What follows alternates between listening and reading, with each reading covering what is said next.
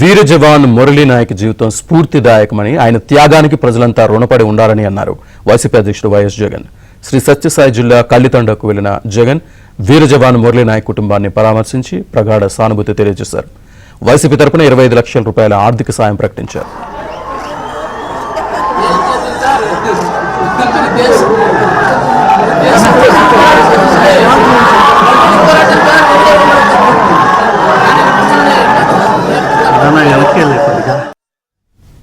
నాయక్ చిన్నవాడైన రాష్ట్రంలో చాలా మందికి పెద్దలకు కూడా పూర్తిదాయకంగా ఒక పెద్ద వ్యక్తిగా ఎదిగాడు. తన చావుతో భారతదేశం కోసం తాను పోరాడుతూ తన చావు వల్ల అనేక మంది మిగిలిన అన్నదమ్ములు అక్క చెల్లెమ్మలకు రక్షణిస్తూ తన ప్రాణాలు కోల్పోయాడు. అలాంటి మురళిని త్యాగమైతే వెనక్కి తాలేము, కానీ చేసిన త్యాగానికైతే మాత్రం ఆంధ్ర రాష్ట్రంలో ఉన్న ప్రతి ఒక్కరం కూడా మురళికి ఇప్పటికీ కూడా రుణపడే ఉంటాం.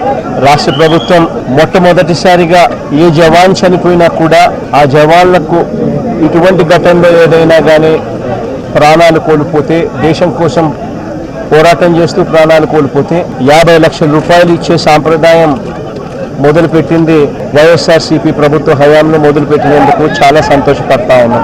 ఆ సాంప్రదాయాన్ని కొనసాగిస్తూ ఇప్పటి ప్రభుత్వం కూడా 50 లక్షల రూపాయలు మురళి కుటుంబానికి ఇవ్వడానికి ముందుకొచ్చినందుకు ఈ ప్రభుత్వానికి కూడా కృతజ్ఞతలే. పార్టీ తరపు నుంచి అన్ని రకాలుగా మురళికి అండగా తోడుగా ఉంటాం. పార్టీ తరపు నుంచి 25 లక్షల రూపాయలు వైఎస్ఆర్ కాంగ్రెస్ పార్టీ తరపు నుంచి అండగా ఉంటూ ఆ కుటుంబానికి తోడుగా ఉండే కార్యక్రమం చేస్తాం.